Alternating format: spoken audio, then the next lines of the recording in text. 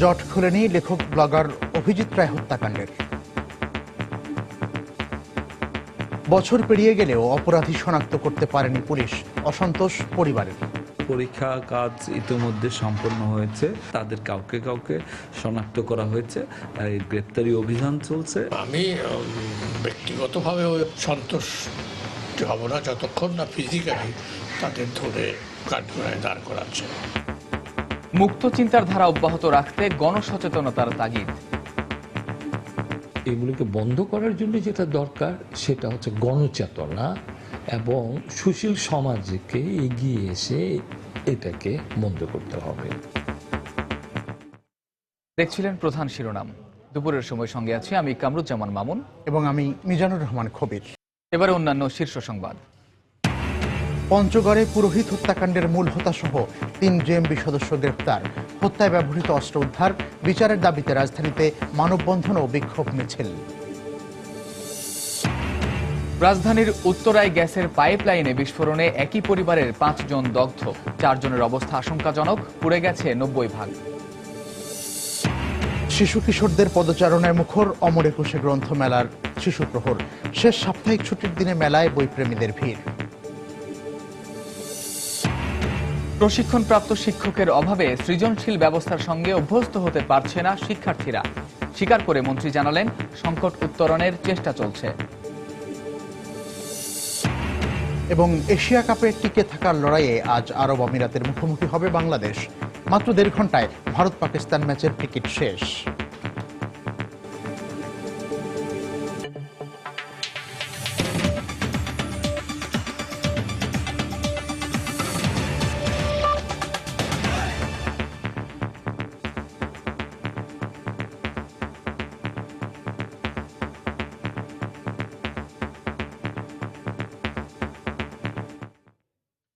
লেখক ব্লগার অভিজিৎ রায় হত্যাকাণ্ডের ১ বছর আজ। এই সময়ে হত্যাকাণ্ডের সঙ্গে জড়িত সন্দেহে ৮ জনকে গ্রেফতার করে দফায় দফায় রিমান্ডে নেওয়া হলেও হত্যা রহস্যের জট খোলেনি এখনও। মামলার তদন্ত সংস্থা বলছে, মার্কিন গোয়েন্দা সংস্থা এফবিআই এর রিপোর্ট হাতে পেলেই মিলবে প্রকৃত হত্যাকারীর সন্ধান।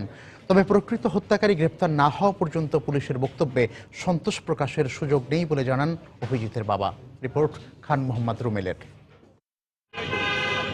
২৬ ফেব্রুয়ারি ২০১৫ অমর একুশে গ্রন্থমেলা থেকে ফেরার পথে কুপিয়ে হত্যা করা হয় লেখক ব্লগার অভিজিৎ রায়কে। এ সময় গুরুতর আহত হন তার স্ত্রী রাফিদা আহমেদ বন্যা। ঘটনার পরপরই হত্যাকাণ্ডের সঙ্গে জড়িত সন্দেহে গ্রেফতার করা হয় আনসারুল্লাহ বাংলা টিমের সদস্য হাফিজুর রহমান ফারাবিকে। এর কিছুদিন পর আটক হয় আরও ৭ জন। সবাই আনসারুল্লাহ বাংলা টিমের সদস্য বলে দাবি আইনশৃঙ্খলা রক্ষা বাহিনীর। অভিজিৎ মার্কিন নাগরিক হয় তদন্তে সহায়তায় আগ্রহ প্রকাশ করে মার্কিন গোয়েন্দা সংস্থা federal bureau of investigation FBI. মামলার ১১টি আলামত পরীক্ষার জন্য নিয়ে যায় তারা, কিন্তু ১ বছরেও আসেনি ফলাফল। সেগুলোর পরীক্ষা কাজ ইতিমধ্যে সম্পন্ন হয়েছে, যে কোনো মুহূর্তে আমরা এটি হাতে পেয়ে যাব বলে আমরা মনে করছি। এফবিআই রিপোর্টের উপরে যে সমস্ত আসামি গ্রেপ্তার আছে অলরেডি, যে ৮ জন, তাদের সম্পৃক্ততা সম্পর্কে আমরা নিশ্চিত হব, কিন্তু এর বাইরে যারা আছে তাদের কাউকে কাউকে শনাক্ত করা হয়েছে, গ্রেপ্তারি অভিযান চলছে। পুলিশ এইরকম ভাষ্য অনেকদিন ধরেই দিচ্ছে, নতুন কিছু যে অগ্রগতি হয়েছে তা মনে হয় না। আমি ব্যক্তিগতভাবে ওইভাবে তো সন্তোষ হব না যতক্ষণ না ফিজিক্যালি তাদের ধরে বিচারের কাঠগড়ায় দাঁড় করাচ্ছে। অন্যদিকে সমাজবিজ্ঞানীরা বলছেন, ১ বছরেও মামলার তদন্ত শেষ না হওয়াটা হতাশাজনক। তারা বলেন, মুক্ত চিন্তার ধারা প্রবহমান রাখতে হলে শুধু আইনশৃঙ্খলা রক্ষা বাহিনীর উপর নির্ভর না করে গণচেতনার জাগরণ ঘটাতে হবে। তারা মুক্ত চিন্তা করতে চায়, তারা কতগুলো প্রশ্ন করছে, সে প্রশ্ন উত্তর না দিয়ে প্রশ্নই করা যাবে না, এই মনোভাব নিয়ে আমরা কেউ কেউ অগ্রসর হই। এগুলোকে বন্ধ করার জন্য যেটা দরকার সেটা হচ্ছে গণচেতনা এবং সুশীল সমাজকে এগিয়ে এসে এটাকে বন্ধ করতে হবে। অভিজিৎ হত্যার আসামিদের দ্রুত গ্রেফতার করে বিচারের আওতায় আনা গেলে এর পরের ব্লগার হত্যাগুলো ঠেকানো যেত বলেও মত তার। খান মোহাম্মদ রুমেল, সময় সংবাদ, ঢাকা। পঞ্চগড়ের দেবীগঞ্জে পুরোহিত হত্যার ঘটনায় মূল হত্যাকারী সহ ৩ জেএমবি সদস্যকে গ্রেফতার করেছে পুলিশ। হত্যাকাণ্ডে ব্যবহৃত চাপাতি, ছুরি ও ২টি বিদেশি পিস্তল জব্দ করেছে তারা। গতকাল গভীর রাতে দেবীগঞ্জের বিভিন্ন এলাকায় অভিযান চালিয়ে তাদেরকে আটক করা হয়। পরে সকালে দেবীগঞ্জ থানা চত্বরে এক সংবাদ সম্মেলনে রংপুর রেঞ্জের ডিআইজি এ তথ্য নিশ্চিত করেন। তিনি বলেন, দেশে অস্থিতিশীল পরিস্থিতি সৃষ্টি ও সংখ্যালঘু হিন্দু সম্প্রদায়ের মধ্যে আতঙ্ক সৃষ্টির জন্য একটি জঙ্গি সংগঠন এই নৃশংস হত্যাকাণ্ড ঘটিয়েছে। পাশাপাশি এই ঘটনার সঙ্গে জড়িত 5 আসামির মধ্যে বাকি 2 জনকেও দ্রুত গ্রেফতার করা হবে বলে জানান তিনি। এ সময় তার সঙ্গে পঞ্চগড়ের পুলিশ সুপার সহ ঊর্ধ্বতন কর্মকর্তারা উপস্থিত ছিলেন। গত 21 ফেব্রুয়ারি ভোরে মোটরসাইকেলে 3 যুবক দেবীগঞ্জে পুরোহিতের বাড়িতে ঢুকে তাকে গলা কেটে হত্যা করে।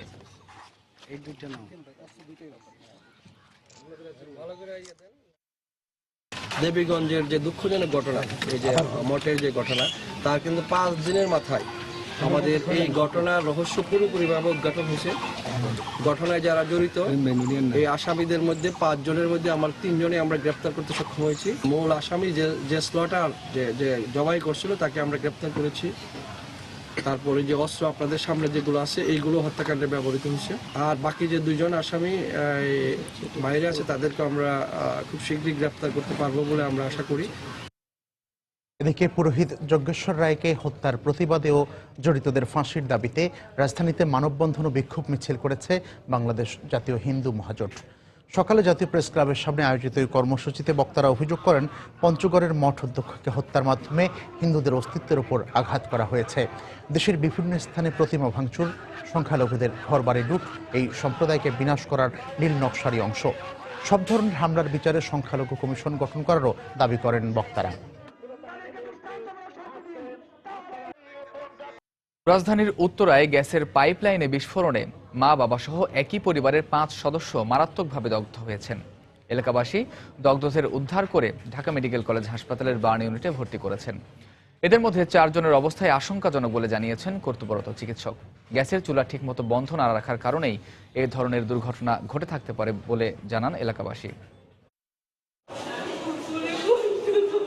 গ্যাসের লাইন বিস্ফোরণে ভাই, ভাবি ও 3 ভাগ্নে মারাত্মকভাবে দগ্ধ হওয়ায় ঢাকা মেডিকেলের বার্ন ইউনিটে এমনিভাবেই কাঁদছিলেন স্বজনরা। তারা জানান, বাংলাদেশের আমেরিকান দূতাবাসের কর্মকর্তা শাহনওয়াজ শাহিনের বাসায় ভোরে তার স্ত্রী রান্না করার জন্য গ্যাসের চুলা জ্বালানোর সাথে সাথেই পুরো ঘরে আগুন লেগে যায়। আর তাতেই মারাত্মকভাবে দগ্ধ হন শাহনওয়াজ, তার স্ত্রী সুমাইয়া ও পাশের রুমে ঘুমে থাকা 3 ছেলে। সাথে সাথে প্রতিবেশীরা তাদের উদ্ধার করে বেসরকারি অ্যাপোলো হাসপাতালে নিয়ে গেলে তারা চিকিৎসা না দেওয়ায় তাদেরকে ঢাকা মেডিকেলের বার্ন ইউনিটে নিয়ে আসেন। একটা চুলা অন করছে, করার পরে ও বাচ্চা কোলে নিয়ে শুধু ফ্যানটা অন করছে। ফ্যান অন করার সাথে সাথে বলতেছে আমাকে আগুন একটা ধাক্কা দিল এবং এমন বিকট শব্দ, মানে এই পর্যন্ত কিসের কি জানি না। ফ্যামিলি মেম্বার 5 জন ছিল তো, সবাই দগ্ধ হয়েছে। আপনারা যাওয়ার পরে ডাক্তাররা বললো যেহেতু এটা মামলা মোকদ্দমা হবে, এ ব্যাপারে আমরা কোনো চিকিৎসা করতে পারবো না, আপনারা ঢাকা মেডিকেল কলেজে নিয়ে আসেন। কর্তব্যরত ডাক্তাররা জানান, দগ্ধদের 4 জনের অবস্থায় আশঙ্কাজনক। এর মধ্যে শাহনওয়াজ ও তার স্ত্রীর শরীরের 90%-এরও বেশি অংশ পুড়ে গেছে বলেও জানান তিনি। 4 জনের অবস্থায় সংকটাপন্ন এখন পর্যন্ত, আর 1 জন উনি সংকট মুক্ত আছেন, 6% যিনি ফ্লেম বার্ন, 4 জনের শ্বাসনালী পুড়ে গিয়েছে এবং সবার পার্সেন্টেজ অনেক বেশি। 90+ 2 জন আছেন, একজন 90% আর একজন 95%। এদিকে ঘটনাস্থল উত্তরার 7তলা ভবনে গিয়ে দেখা যায় আগুনে ঘরের প্রায় অধিকাংশ অংশই পুড়ে গেছে। সপ্তাহখানেক আগেই তারা এই বাড়িতে উঠেছেন বলেও জানান এলাকাবাসী। কয়েকদিন যাবত গ্যাসে খুব ডিস্টার্ব করতেছে এলো আর কি, গ্যাস থাকে বা থাকে না এরকম। তো এখন ধারণা করা হচ্ছে যে উনি ওই টাইমে চুলা ছেড়ে রাখছিল, পরবর্তীতে গ্যাস জমে এটা পুরো ফ্ল্যাট ইস্যু হয়ে রয়েছে, বা আগুন জ্বালানোর সময় টোটাল ফ্ল্যাট একবারে জ্বলে গেছে। রুমটা নিশ্চয়ই আবদ্ধ ছিল, তা নইলে এত বিস্ফোরণ, এত বড় দুর্ঘটনা ঘটতো না। ওনার সংযোগে আমরা আপাতত তো চুলাটা নাই, চাবিটা বন্ধ আছে এবং আমরাও গ্যাস সংযোগটা বন্ধ করে দিছি। উত্তরার এই এলাকায় গ্যাসের লাইনে প্রায় সমস্যা হয় বলেও জানান স্থানীয়রা। মাহমুদ রাকিব, সময় সংবাদ, ঢাকা। দুপুরের সময় আরো থাকছে। সমন্বয়হীনতায় 1 বছরেই অকার্যকর চট্টগ্রাম পুলিশের ক্লোজ সার্কিট ক্যামেরা সিস্টেম, নামিয়ে ফেলা হলো 20 পয়েন্টের 47টি ক্যামেরা।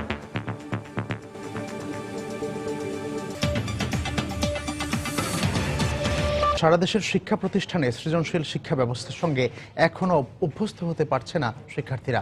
তাই অভিভাবকরা বাধ্য হচ্ছেন গৃহশিক্ষক ও কোচিং সেন্টারের উপর নির্ভর করতে। এর জন্য ক্লাসরুমে পর্যাপ্ত সময় না পাওয়া আর প্রশিক্ষণপ্রাপ্ত শিক্ষকের অভাবকে দায়ী করছেন শিক্ষাবিদরা। পর্যাপ্ত প্রশিক্ষণ না থাকার কথা স্বীকার করে শিক্ষামন্ত্রী বলেন, সংকট উত্তরণের চেষ্টা করছে সরকার। বিস্তারিত শরীফুল ইসলামের রিপোর্টে। সৃজনশীল শিক্ষা ব্যবস্থার মাধ্যমে শিক্ষার্থীদের মেধার বিকাশ হয়। পাশাপাশি পরীক্ষায় প্রশ্নপত্র ফাঁস রোধে 2006 সালে মাধ্যমিকে সৃজনশীল পদ্ধতির প্রচলন করা হয়। কিন্তু 10 বছর হয়ে গেলেও এই পদ্ধতির সাথে অভ্যস্ত হতে পারেনি শিক্ষার্থীরা। অভিভাবকদের অভিযোগ, এই পদ্ধতিতে ভালো করতে হলে যেভাবে পড়ানো উচিত সেভাবে পড়ানো হচ্ছে না। কিছু কিছু জিনিসের প্রবলেম হয়, তখন ওনারা বোঝাতে একটু প্রবলেম করে।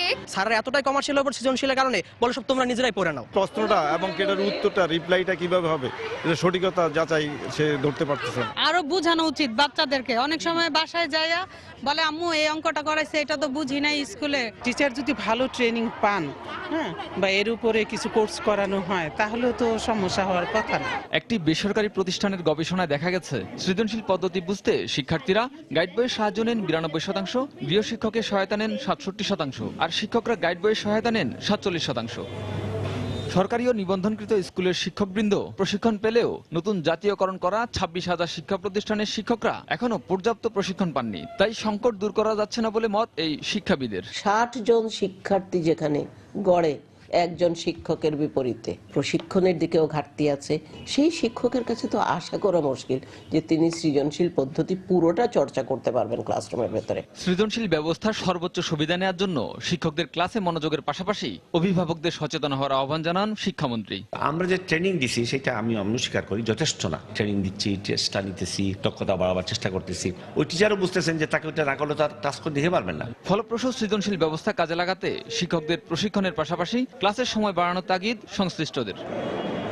শরীফুল ইসলাম, সময় সংবাদ, ঢাকা। রাজশাহীর বাঘায় এবারের এসএসসি গণিত পরীক্ষায় উত্তরপত্রে লিখে দেওয়ার অভিযোগে জড়িত 11 শিক্ষকের দৃষ্টান্তমূলক শাস্তির দাবি জানিয়েছেন অভিভাবকরা। অভিযোগ প্রমাণিত হলে কঠোর ব্যবস্থা নেওয়ার আশ্বাস দিয়েছে বোর্ড কর্তৃপক্ষ। হাবিবুর রহমান পাপ্পুর তোলা ছবিতে সাইফুর রহমান রকের রিপোর্ট। শিক্ষকদের বলা হয় মানুষ গড়ার কারিগর, কিন্তু কতিপয় অসৎ শিক্ষক পরীক্ষায় নকল সরবরাহকারী হিসেবে চিহ্নিত হচ্ছেন। গত মঙ্গলবার এমনই এক ঘটনা ঘটেছে রাজশাহীর বাঘায়। এসএসসি গণিত পরীক্ষা চলাকালে কেন্দ্রের বাইরে উত্তরপত্র লিখে দেওয়ার অভিযোগে 11 জন শিক্ষক ও এক শিক্ষার্থীকে হাতে নাতে আটক করে পুলিশ। পরে সেদিনই তাদের বিরুদ্ধে মামলা দায়ের হলে আদালতের মাধ্যমে জেল হাজতে পাঠানো হয়। অভিভাবকদের অভিযোগ, পরীক্ষার্থীদের কাছ থেকে টাকার বিনিময়ে কেন্দ্রে নকল সরবরাহের চুক্তি করেন তারা। এতে ক্ষতিগ্রস্ত হচ্ছে মেধাবীরা। টাকা লিয়া আপনার 2টি করে পাতা আছে, 2টি করে পাতা সই করে নিজে আমি দেখেছি দিতে। শিক্ষকরাই যদি নকল ছাত্রকে দেয় তাহলে শিক্ষা তারা পাবে না, শিক্ষা থেকে বরঞ্চ বঞ্চিত হবে। শিক্ষা বোর্ডের দায়িত্বশীলরা বলছেন, অভিযোগ প্রমাণিত হলে কেন্দ্র বাতিল সহ জড়িত শিক্ষকদের বিরুদ্ধে কঠোর ব্যবস্থা নেওয়া হবে। এই প্রতিষ্ঠান নিতে পারছে না, আমাদের সহযোগিতা করতে পারছে না, নিয়ম মাফিক আমরা তাকে সেখানে সেই প্রতিষ্ঠান বাতিল করে দেবো, কেন্দ্র রাখবো না। প্রধান শিক্ষকের তো আমরা অবশ্য ব্যবস্থা নিবই। আর অনৈতিক এই কাজের সাথে জড়িত শিক্ষকদের চাকরিচ্যুত করা হবে বলে জানালেন আঞ্চলিক শিক্ষা কর্মকর্তা। কোনোভাবেই তাদেরকে শিক্ষা বিভাগের পক্ষ থেকে ছাড় দেওয়ার কোনো সুযোগ নেই। তারা দোষী সাব্যস্ত হলে তারা চাকরিচ্যুত হবেন। আর এ ঘটনার সাথে জড়িতদের আইন অনুযায়ী ব্যবস্থা নেওয়ার আশ্বাস দিলেন পুলিশ। গ্রেপ্তার করার পরে তাদেরকে কোর্টে চালান দেওয়া হয়েছে। তদন্ত শেষে কোর্টের যেটা আদেশ আসে সেই আদেশ অনুযায়ী পুলিশ ব্যবস্থা গ্রহণ করবে।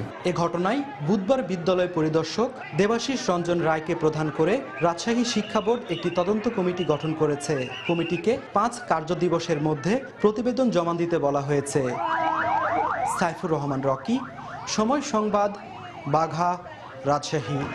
৭১-এ মানবতা বিরোধী অপরাধের দায়ে মৃত্যুদণ্ডপ্রাপ্ত জামায়াত নেতা মীর কাসেম আলী ট্রাইব্যুনালকে প্রশ্নবিদ্ধ বিচারকে বাধাগ্রস্ত করতে বিদেশি লবিস্ট নিয়োগ করেছেন।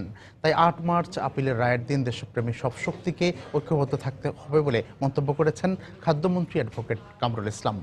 দুপুরে রাজধানীর ডিপ্লোমা ইঞ্জিনিয়ার্স মিলনায়তনে এক আলোচনা সভায় তিনি বক্তব্য রাখেন। এতে প্রধান অতিথি হিসেবে বক্তব্যকালে আওয়ামী লীগের প্রচার ও প্রকাশনা সম্পাদক ডক্টর হাসান মাহমুদ বলেন, পিলখানা হত্যাকাণ্ডে জড়িত ছিলেন খালেদা জিয়া। অধিকতর তদন্ত করে বিএনপি নেত্রীকে বিচারের মুখোমুখি করতে সরকারের প্রতি আহ্বান জানান তিনি। আসন্ন ইউনিয়ন পরিষদ নির্বাচনকে প্রশ্নবিদ্ধ করতে বিএনপি বিভিন্ন ধরনের কথা বলছে বলেও অভিযোগ করেন তারা।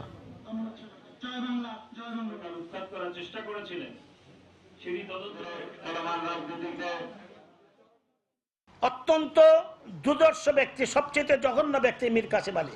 হালকা করে দেখার কোনো সুযোগ নেই। অনেক অর্থ লগ্নি করেছে এই বিচারকে বাধাগ্রস্ত করার জন্য এবং ট্রাইব্যুনালকে প্রশ্নবিদ্ধ করার জন্য। 8 তারিখ তার রায়। হাইকোর্টের একজন বিচারকের নেতৃত্বে 3 সদস্য বিশিষ্ট ট্রাইব্যুনাল মৃত্যুদণ্ডের রায় দিয়েছেন।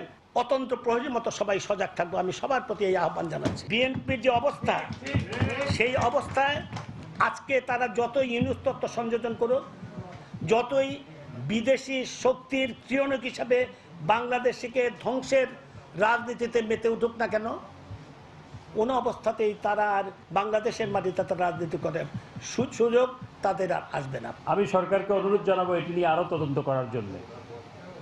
তদন্ত করে বেগম খালেদা জিয়া সহ আরও কারা কারা এর সাথে যুক্ত ছিলেন, তারা পেছন থেকে এটার মদত দিয়েছেন, এই বিদ্রোহের মাধ্যমে সরকার উৎখাত করার চেষ্টা করেছিলেন, সেটি তদন্ত করে বের করে তাদেরকে বিচারের মুখোমুখি দাঁড় করানো হোক। বিএনপি তার অতীত কর্মকাণ্ডের কারণেই ইউনিয়ন পরিষদ নির্বাচনে অংশ নিতে ভয় পাচ্ছে বলে মন্তব্য করেছেন নৌপরিবহন মন্ত্রী শাহজাহান খান। সকালে মাদারীপুরে এক অনুষ্ঠান শেষে সাংবাদিকদের তিনি একথা জানান। বিগত দিনে যা করেছে 2013-14-15 সালে যেভাবে পেট্রোল বোমা দিয়ে মানুষ পুড়িয়ে হত্যা করেছে, কুপিয়ে হত্যা করেছে, পিটিয়ে হত্যা করেছে, সাধারণ মানুষদের যেভাবে হত্যা করেছে, তার যে প্রতিক্রিয়া সেটাই এখন হচ্ছে। অর্থাৎ মানুষকে তারা এখন ভয় পায়, যে কারণে তারা এই নির্বাচন সম্পর্কে নানা অযৌক্তিক এবং বিভ্রান্তিকর বক্তব্য ছড়াচ্ছে। দলীয় নেতাকর্মী ও পুলিশ বাহিনী দিয়ে ইউনিয়ন পরিষদ নির্বাচন প্রভাবিত করার চেষ্টা হলে তৃণমূলে যে আন্দোলন হবে তা সরকার সামাল দিতে পারবে না। দুপুরে জাতীয় প্রেস ক্লাবে এক আলোচনা সভায় বিএনপি চেয়ারপারসনের উপদেষ্টা খন্দকার মাহবুব হোসেন একথা বলেন। নৌকা ধানের শীষ দিয়ে স্থানীয় নির্বাচন করে তারা বিশ্ববাসীকে দেখাতে চায়, ধোঁকা দিতে চায় যে দেখো এই নৌকা সমর্থন সারা বাংলাদেশে জয়জার করে পড়ে গেছে। এই নির্বাচন যে আইন শৃঙ্খলা বাহিনী দ্বারা নির্বাচন, এ কথা উনি হয়তো ভাবছেন যে দেশের লোক বা বিশ্ববাসী জানবেন না। এই তৃণমূলে নির্বাচনে যদি আওয়ামী লীগ সন্ত্রাসীরা, পুলিশ বাহিনী রয়েছেন, তারা যদি হস্তক্ষেপ করেন তাহলে তৃণমূলে কিন্তু একটা বিরাট যে একটা আন্দোলন শুরু হবে, সেটা সরকারের পক্ষে সামাল দেওয়া সম্ভব নয়। সকালে শিশু কিশোরদের পদচারণায় জমে ওঠে অমর একুশে গ্রন্থমেলার শিশু প্রহর। সকাল 10:30 থেকে শুরু হয়ে বেলা 1টা পর্যন্ত চলে এই শিশু প্রহর। সকালে মেলার গেট খোলার আগ থেকেই শিশু কিশোররা অভিভাবকদের সঙ্গে লাইনে দাঁড়িয়ে থাকে। মেলা প্রাঙ্গণে প্রবেশ করে অনেক খুদে পাঠক তাদের পছন্দের বই খুঁজতে থাকে।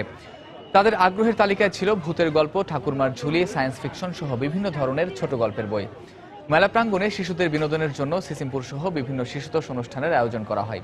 সিসিমপুরের চরিত্র টুকটুকি আর হালুমকে পেয়ে তাদের সঙ্গে আনন্দে মেতে ওঠে শিশুরা। সাপ্তাহিক ছুটির দিন হওয়ায় বিকেলের দিকে ভিড় আরও বাড়বে বলে আশা করছেন প্রকাশকরা।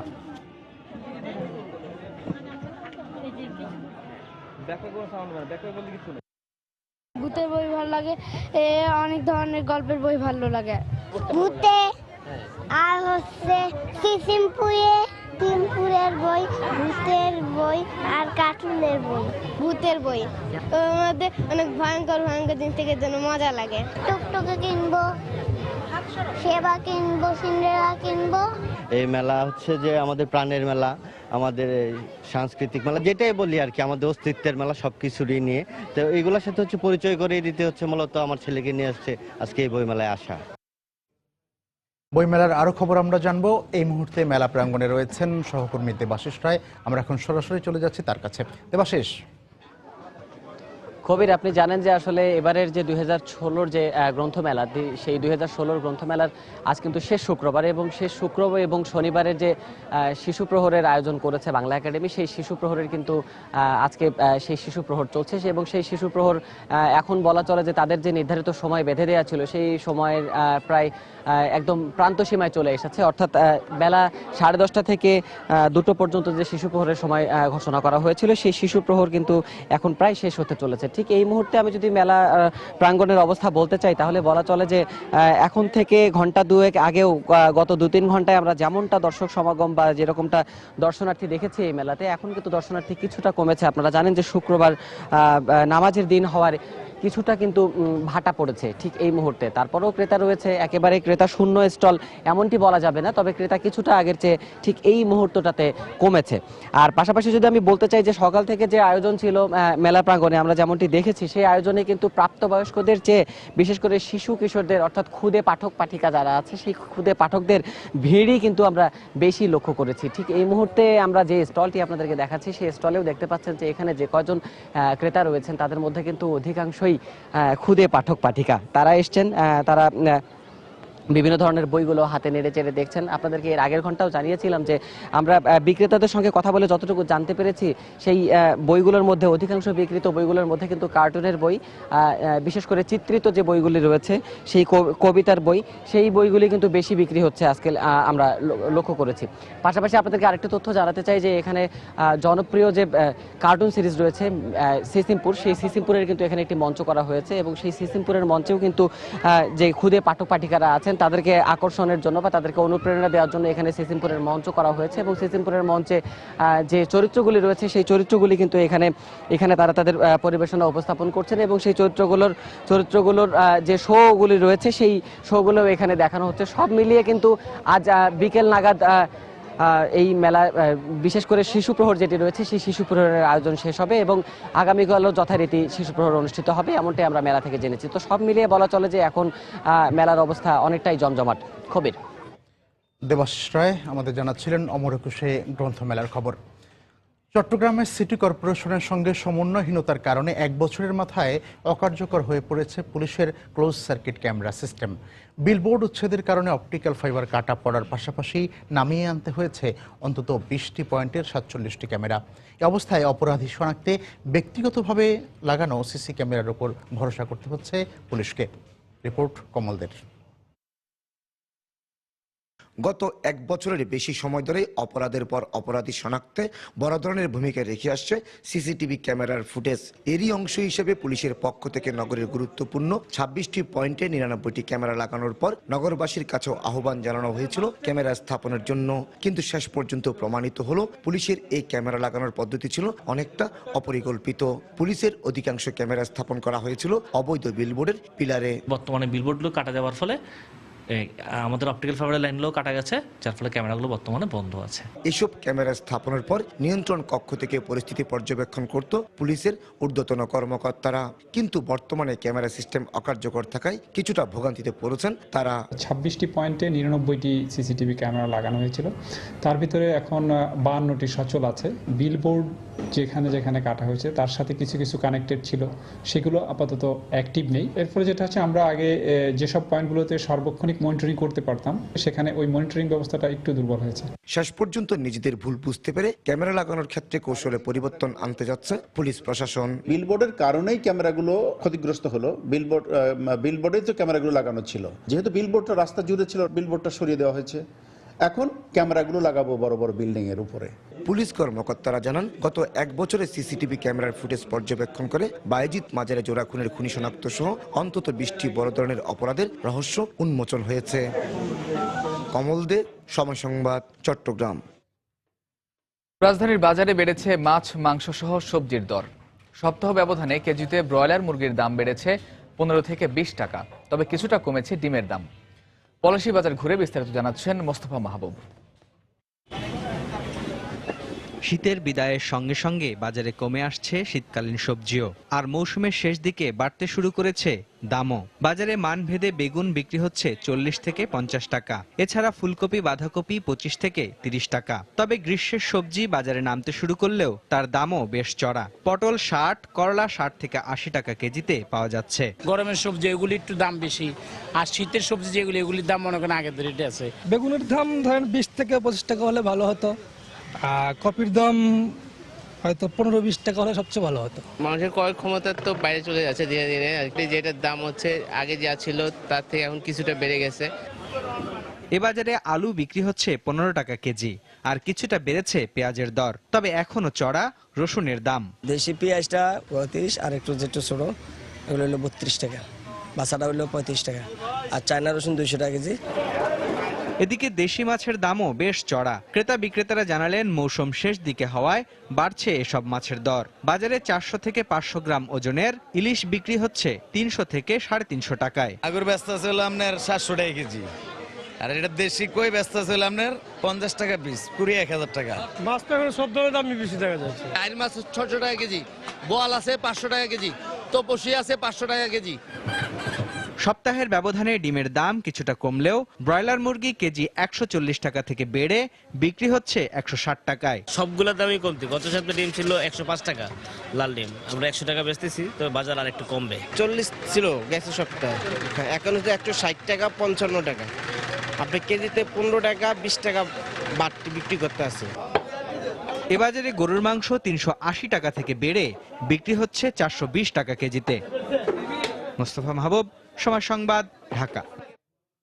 দুপুরের সময়ে আরো থাকছে। বরগুনায় সরকারি বরাদ্দের চাল না পাওয়ার অভিযোগ জেলেদের। বাড়ছে না সহায়তা, বরাদ্দ কম থাকার দাবি জনপ্রতিনিধিদের।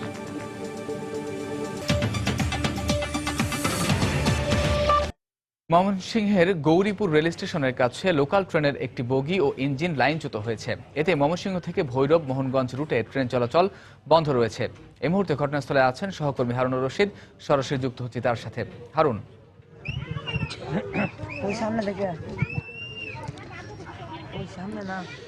ময়মনসিংহের গৌরীপুর রেল স্টেশনের আউটার সিগন্যালের কাছে আজ বেলা 12টার দিকে একটি ট্রেন দুর্ঘটনার কবলে পড়ে। আমরা যতদূর জানতে পেরেছি যে মোহনগঞ্জ থেকে ছেড়ে আসা ময়মনসিংহগামী 262 যে লোকাল ট্রেনটি রয়েছে, সেই ট্রেনটি গৌরীপুর রেল স্টেশনে ঢোকার আগেই এই দুর্ঘটনার কবলে পড়ে এবং এখানে আমরা দেখতে পাচ্ছি যে ট্রেনের ইঞ্জিন সহ একটি বগি রেল লাইনটি চূর্ণ বিচূর্ণ করে একটি লাইনচ্যুত হয়েছে এবং এখন এক পাশে কাট হয়ে আছে এবং বেশ ক্ষতিগ্রস্ত হয়েছে লাইনটি। এবং ট্রেনটিও আসলে আমরা দেখতে পাচ্ছি যে ট্রেনের ইঞ্জিন এবং যে একটি বগি রয়েছে সেই বগিটি লাইনচ্যুত হয়ে পড়ে আছে এবং লাইনটি বিপর্যস্ত হয়ে পড়েছে। এখানে আসলে এখন পর্যন্ত আমরা যতদূর জানতে পেরেছি যে এখনো হতাহতের কোনো খবর আমরা এখনো পাইনি বা কেউ নিহত হয়েছেন বা আহত হয়েছেন এরকম কোনো খবর আসলে আমাদের কাছে এখন পর্যন্ত পৌঁছেনি। এখনো ঘটনাস্থলে এসে আমরা কিছুক্ষণ আগে দেখেছি যে রেলওয়ের যে কর্মকর্তারা রয়েছেন, যে সমস্ত তারা এখন কিছুক্ষণ আগে এই ঘটনাস্থলে এসে পৌঁছেছেন এবং আপনারা দেখতে পাচ্ছেন যে আসলে এখানে যে ট্রেনটি কিভাবে লাইনচ্যুত হয়েছে এবং পড়ে আছে এই বিষয়গুলো আসলে এখন আমরা আপনাদের দেখানোর চেষ্টা করছি। যে মোহনগঞ্জ থেকে ছেড়ে আসা যে লোকাল ট্রেনটি রয়েছে সেই ট্রেনের পুরো ইঞ্জিনটি আসলে পড়ে গেছে রেল লাইনের নিচে এবং পাশে যে আরেকটি রেল লাইন রয়েছে, যে রেল লাইনটি দিয়ে আসলে স্টেশনে ঢুকতে যাচ্ছিল ট্রেনটি, সেই লাইনটি পুরোপুরি ক্ষতিগ্রস্ত হয়েছে এবং এই ইঞ্জিনের পেছনে যে আরেকটু বগি রয়েছে সেই বগিটিও ক্ষতিগ্রস্ত হয়েছে এবং বগিটিও লাইন থেকে পড়ে গেছে।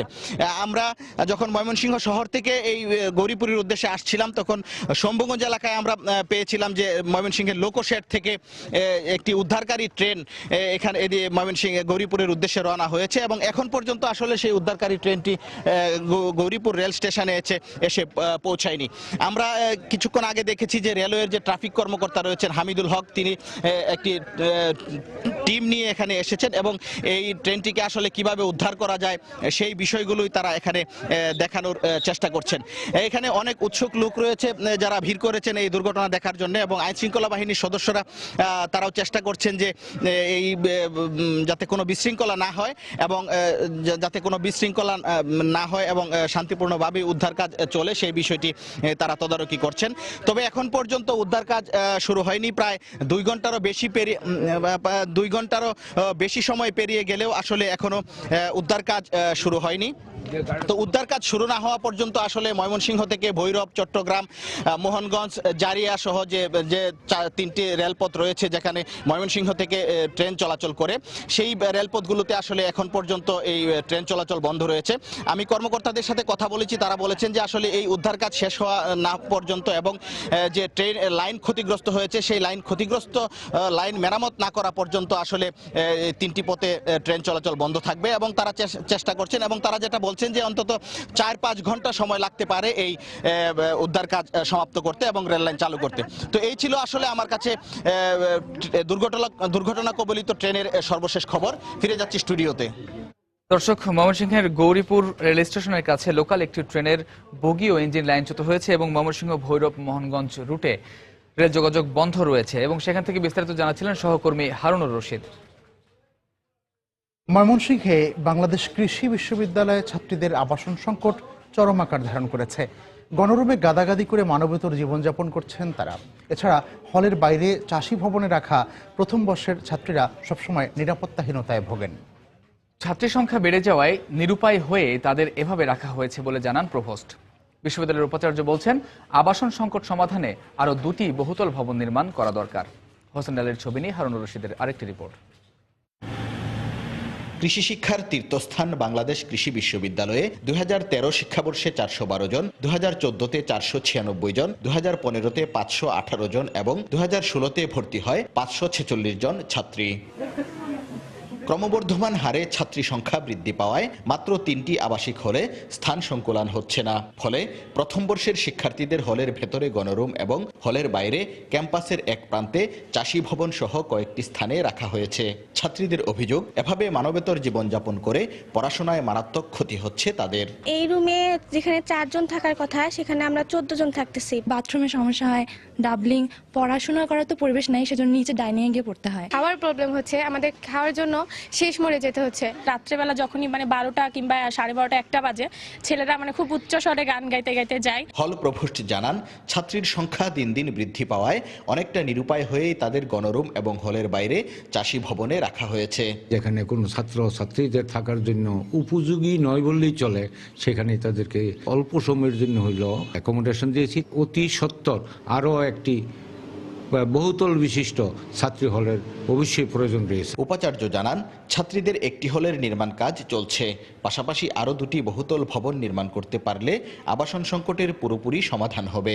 ছাত্রীদের হল হওয়া উচিত ছিল 6টি বা 7টি, সে জায়গায় মাত্র 3টি হল এখন আছে, আরেকটি নির্মাণাধীন। ধীরে ধীরে সমস্যার সমাধানের দিকে আগাচ্ছি এবং আমরা আশা করি যে হয়তো সামনে খুব তাড়াতাড়ি আমাদের এই সমস্যার সমাধান হবে। বর্তমানে এখানে স্নাতক, এমএস ও পিএইচডি কোর্সে অধ্যয়নরত 6075 জন শিক্ষার্থীর মধ্যে ছাত্রীর সংখ্যা 2500, আর ছাত্রীদের 3টি হলে সিট রয়েছে 1500। হারুনুর রশিদ, সময় সংবাদ, ময়মনসিংহ। বছর বছর নিবন্ধন করে তালিকা লম্বা করা হলেও বরগুনায় জেলেদের সহযোগিতার পরিমাণ বাড়ানো হচ্ছে না। এছাড়া প্রকৃত জেলে হওয়া সত্ত্বেও সরকারি বরাদ্দের চাল পাচ্ছেন না বলে অভিযোগ অনেক জেলের। স্থানীয় জনপ্রতিনিধিদের দাবি, বরাদ্দ কম হওয়ায় সমস্যায় পড়ছেন তারাও। বিস্তারিত জানাচ্ছেন এম এ আজিম, ক্যামেরায় ছিলেন SM সিফাত। বরগুনার পাথরঘাটা উপজেলা, এখানকার অধিকাংশ মানুষ জেলে ও মৎস্য ব্যবসার সাথে জড়িত।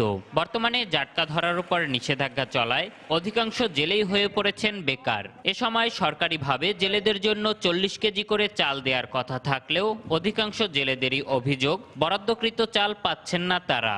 আবার অনেকেই চাল পেলেও তা পরিমাণে অনেক কম। গেল বছর চাল পাইছি আপনার মাসে 40 কেজি, হ্যাঁ 22 কেজি 23 কেজি। খুব কষ্টে দিন যাপন করতে হয় গুড়াগাড়া নিয়ে। 1 বছর পাই, 3 বছর পায় না, তো মালগুলো যাই কই, মাল তো সরকার দিতেছে।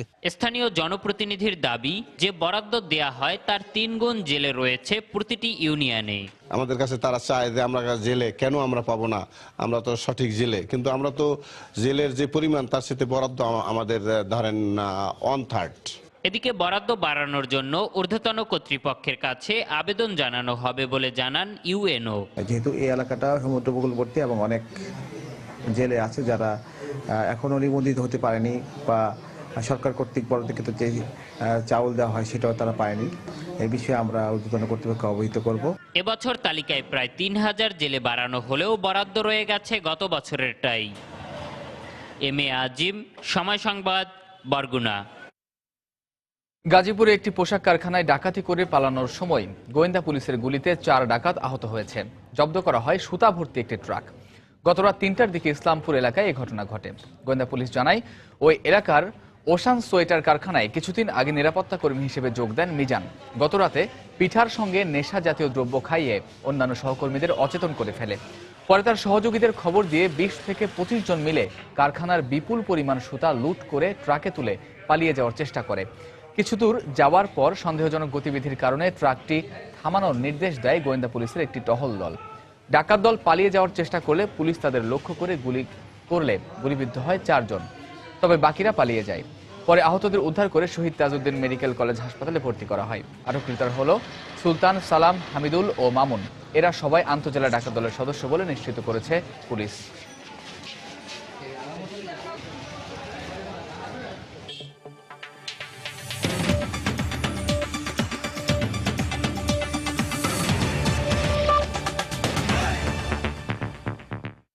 পাকিস্তান ভিত্তিক জঙ্গি গোষ্ঠী জঈশ-ই মোহাম্মদের নেতা মাসুদ আজহারের বিরুদ্ধে আন্তর্জাতিক নিষেধাজ্ঞার বিষয়ে জাতিসংঘে যাওয়ার ঘোষণা দিয়েছে ভারত।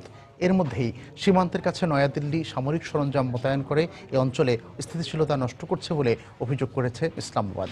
রাষ্ট্রদ্রোহিতার অভিযোগে দিল্লি বিশ্ববিদ্যালয়ের এক অধ্যাপককে গ্রেফতারের প্রতিবাদে জম্মু কাশ্মীরে বিক্ষোভ করেছে স্বাধীনতাকামী শত শত মানুষ। অধ্যাপক SAR গিলানির মুক্তির দাবিতে বৃহস্পতিবার জম্মু কাশ্মীরের শ্রীনগরে বিক্ষোভ করে স্বাধীনতাকামী আন্দোলনের নেতাকর্মীরা। এ সময় স্থানীয় নিরাপত্তা বাহিনীর সঙ্গে তাদের হাতাহাতির ঘটনা ঘটে। স্পষ্ট কোনো প্রমাণ ছাড়াই কাশ্মীরি নাগরিক গিলানিকে বন্দী রাখা হয়েছে বলে দাবি বিক্ষোভকারীদের। অধ্যাপক গিলানিকে গ্রেফতার করে সরকার মারাত্মক ভুল করেছে। পুলিশের কাছে স্পষ্ট প্রমাণ না থাকার পরও ষড়যন্ত্রমূলকভাবে তাকে আটকে রাখা হয়েছে। ভারতের পার্লামেন্ট ভবনে হামলার দায়ে আফজাল গুরুর মৃত্যুদণ্ড কার্যকরের বিরোধিতা করার অভিযোগে গত সপ্তাহে JNU বিশ্ববিদ্যালয়ের ছাত্রনেতা কানহাইয়া কুমারকে গ্রেফতার করা হয়। একই অভিযোগে এই সপ্তাহে অধ্যাপক SAR গিলানিকেও গ্রেফতার করে দিল্লি পুলিশ। বিষয়টি নিয়ে কাশ্মীরের পাশাপাশি ভারতের বিভিন্ন স্থানে গত কয়েকদিন ধরে পাল্টাপাল্টি বিক্ষোভ করে আসছে ক্ষমতাসীন বিজেপি সমর্থক ও বিরোধীরা। শুধু রাজপথেই নয়, এই ইস্যুতে উত্তপ্ত পার্লামেন্টের উচ্চকক্ষ লোকসভাও। বৃহস্পতিবার দ্বিতীয় দিনের মতো JNU ইস্যুতে পাল্টাপাল্টি বক্তব্য দেন সরকার ও বিরোধী দলীয় নেতারা। সবার স্বাধীনভাবে মত প্রকাশের অধিকার রয়েছে, তাই বলে রাষ্ট্রবিরোধী কথাবার্তা মেনে নেওয়া যায় না।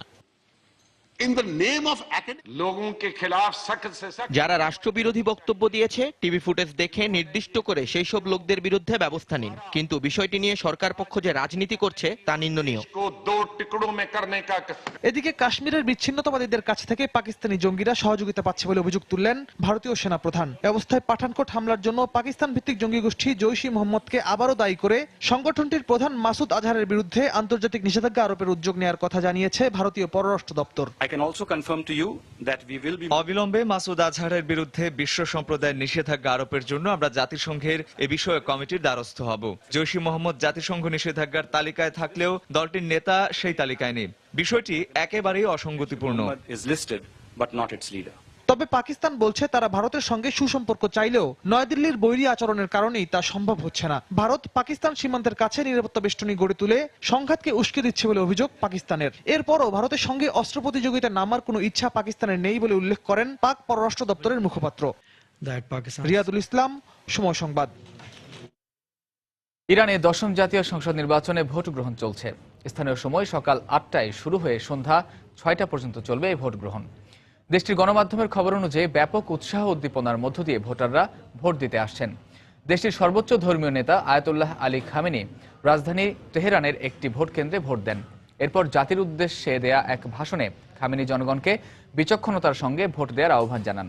এবারে 290 আসন বিশিষ্ট পার্লামেন্ট বা মজলিসে শুরার নির্বাচনের পাশাপাশি 88 আসন বিশিষ্ট বিশেষজ্ঞ পরিষদেও নির্বাচন হচ্ছে। এই দুই নির্বাচনে প্রায় 5,50,00,000 ইরানি তাদের ভোটাধিকার প্রয়োগ করছেন।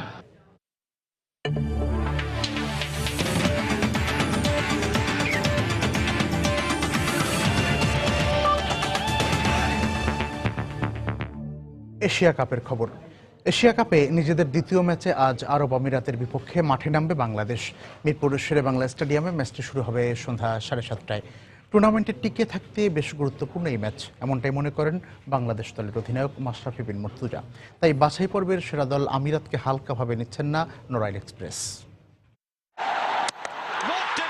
বোলিংটা দারুণভাবে শুরু করলেও শেষ পর্যন্ত ধরে রাখতে না পারা, বাজে ফিল্ডিং আর যাচ্ছে তাই ব্যাটিং, সবকিছুই ভারতের বিপক্ষে এশিয়া কাপে বাংলাদেশের হারের কারণ। দ্বিতীয় ম্যাচে বাংলাদেশের প্রতিপক্ষ বাছাই পর্ব উতরে আসা আরব আমিরাত। ম্যাচের আগের দিন অনুশীলন করেনি হাথুরু সিংহের দল। টুর্নামেন্টে টিকে থাকা কিংবা জয়ের ধারায় ফেরা, এ ম্যাচে জয় ভিন্ন কোনো বিকল্প নেই টাইগারদের সামনে।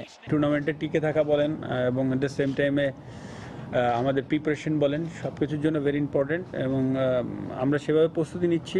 বাছাই পর্বের দলগুলোর বিপক্ষে সেরা ক্রিকেট খেলেই মূল পর্বে এসেছে আরব আমিরাত, তাই তাদেরকে বেশ গুরুত্ব দিচ্ছেন টাইগার্স কিপার। ভিডিও ফুটেজ দেখে ধারণা নিয়েছেন আকিব জাভেদের শিষ্যদের সম্পর্কে, তবে গেম প্ল্যানে পরিবর্তন আনার কোনো ইচ্ছা নেই নড়াইল এক্সপ্রেসের। তাদের লেভেলে বেস্ট ক্রিকেট খেলে এখানে এসেছে, সো আমাদের কাজটা হবে being as a cricket team বা বিং অ্যাজ এ প্লেয়ার প্রত্যেকের উচিত হবে প্রফেশনালি পারফর্ম করা। যে প্ল্যান নিয়ে খেলেছি বা আমাদের যে অ্যাটিটিউড ছিল বা মেন্টালিটি যেরকম ছিল, আমার বিশ্বাস এবং আমরা সেটাই আলোচনা করছি সেরকমই থাকবে নেক্সট 3 ম্যাচ। ভারতের বিপক্ষে 4 ওভারে বিনা উইকেটে 40 রান দিয়েছেন মুস্তাফিজুর রহমান, যা তার নামের পাশে বড়ই বেমানান। তবে দলনেতার মন্তব্য, পরের ম্যাচেই কামব্যাক করার ক্ষমতা আছে কাটার মাস্টারের। খেলাটা নিয়েই এত ভাবে না, ও সিম্পলি ওর কাজটাও জানে। আর এত কারণ হচ্ছে কি যে ওর ক্ষেত্রে যেটা হয়েছে হয়তো বাইরে সবাই একটু পাজল হয়ে যাচ্ছে বা ওটা স্বাভাবিক, কারণ যেভাবে পারফর্ম করে এসেছে। অন্যদিকে বাছাই পর্বে রোহান মুস্তাফাদের পারফরমেন্স ছিল নজর কাড়া। সেখানে আফগানিস্তানের মতো অভিজ্ঞ দলকেও হারিয়েছে আরব আমিরাত, তাই আত্মবিশ্বাসী আমিরাতও ক্রিকেটের ছোট্ট ফরম্যাটে নিশ্চয়ই ছেড়ে কথা বলবে না স্বাগতিক বাংলাদেশকে। নাসির সুলতান, সময় সংবাদ, ঢাকা। এদিকে ভারত পাকিস্তান ম্যাচের টিকিট মাত্র 1.5 ঘন্টায় শেষ হয়ে গেছে। সকালে ইউসিবি ব্যাংকের মিরপুর শাখায় টিকিট প্রত্যাশীদের দীর্ঘ লাইন দেখা গেলেও টিকিট না পেয়ে অসন্তোষ প্রকাশ করে তারা। আগের দিন রাত থেকে আগামীকালের ভারত পাকিস্তানের হাই ভোল্টেজ ম্যাচকে সামনে রেখে সকাল 10টায় শুরু হয় টিকিট বিক্রি। সোয়া 11টায় ব্যাংক কর্তৃপক্ষ টিকিট শেষ হয়ে যাওয়ার ঘোষণা দিয়ে বুথ বন্ধ করে দিলে টিকিট প্রত্যাশীদের মাঝে অসন্তোষ দেখা দেয়।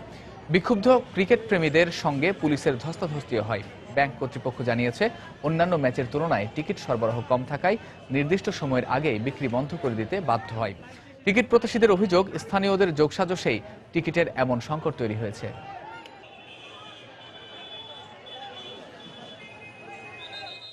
গতকাল রাত 10টার দিকে আসছি ভাই, এখন বহুত ওয়েট করে আসছি ভাই, ঠিক আছে, কিন্তু আজকে দেখতেছি কিছু দূর না যাইতে 150 টাকার টিকিট শেষ, 250 টাকার টিকিটও শেষ। সকাল 4টা থেকে লাইনে দাঁড়ায় আছি, বাট যারা পরে আসতেছে ওরা ঢুকে যাচ্ছে লাইনের মাঝখানে। পুলিশ এখানে ম্যানেজ করতে পারতেছে। আমরা কিছু কিনতে পারতেছি না টিকিট, আমরা টিকিট পাচ্ছি না কেন? আমরা ব্ল্যাকারের কাছে টিকিট চলে যাচ্ছে আমাদের। দর্শকদের সবাই চাচ্ছে মাঠে গিয়ে খেলা দেখা, তো আসলে স্টেডিয়ামের ক্যাপাসিটি তো আসলে একটা লিমিটেড, সিট তো আর বাড়ে না, সেক্ষেত্রে দর্শকদের চাহিদা অনেক বাড়ছে, সেক্ষেত্রে একটু দর্শকদের ভিতরে একটুই থাকবে, সব দর্শক আসলে টিকিট পাবে না। সকালবেলা যখন ব্যাংকের টিকিট আনে তখন যে টেইলার ওনার কাছে দেখলাম যে 800 টিকিট, এবং এরপরে কোনো টিকিট আসে নাই, 800 টিকিটই এখানে বিতরণ করা হয়েছে। ভারত পাকিস্তানের ম্যাচ মানে টান টান উত্তেজনা। দুই দেশের সমর্থকদের পাশাপাশি বিশ্বের ক্রিকেট প্রেমীদেরও বাড়তি আগ্রহ থাকে এই ম্যাচ ঘিরে। দু দলের ম্যাচের আগে সে কথাই জানালেন পাকিস্তানি ক্রিকেটার শোয়েব মালিক। নিজেদের ফেভারিট মানলেও ভারতকে ছোট করে দেখছেন না তিনি। ভারত পাকিস্তানের ম্যাচ নিয়ে দুদেশেরই সমর্থকরাই অনেক আগ্রহ নিয়ে বসে থাকে, তাই আমরা চাইবো জয় আমাদেরই হোক। কিন্তু ভারত দলের বর্তমান পারফরমেন্স বিচার করলে বেশ ভালো অবস্থানে আছে তারা, কিন্তু আমরা চাই আমাদের সেরাটা দিয়ে ভালো কিছু করতে। দুপুরের সময় এ পর্যায়ে শীর্ষ সংবাদ জানিয়ে দিচ্ছি আরেকবার। পঞ্চগড়ে পুরোহিত হত্যাকাণ্ডের মূল হোতাসহ 3 জেএমবি সদস্য গ্রেফতার। হত্যায় ব্যবহৃত অস্ত্র উদ্ধার, বিচারের দাবিতে রাজধানীতে মানববন্ধন ও বিক্ষোভ মিছিল। রাজধানীর উত্তরায় গ্যাসের পাইপলাইনে বিস্ফোরণে একই পরিবারের 5 জন দগ্ধ, 4 জনের অবস্থা আশঙ্কাজনক, পুড়ে গেছে 90 ভাগ। জট খোলেনি লেখক ব্লগার অভিজিৎ রায় হত্যাকাণ্ডের। বছর পেরিয়ে গেলেও অপরাধী শনাক্ত করতে পারেনি পুলিশ, অসন্তোষ পরিবারের। শিশু কিশোরদের পদচারণায় মুখর অমর একুশে গ্রন্থমেলার শিশু প্রহর। শেষ সাপ্তাহিক ছুটির দিনে মেলায় বইপ্রেমীদের ভিড়। এবং এশিয়া কাপে টিকে থাকার লড়াইয়ে আজ আরব আমিরাতের মুখোমুখি হবে বাংলাদেশ। মাত্র 1.5 ঘন্টায় ভারত পাকিস্তান ম্যাচের টিকিট শেষ।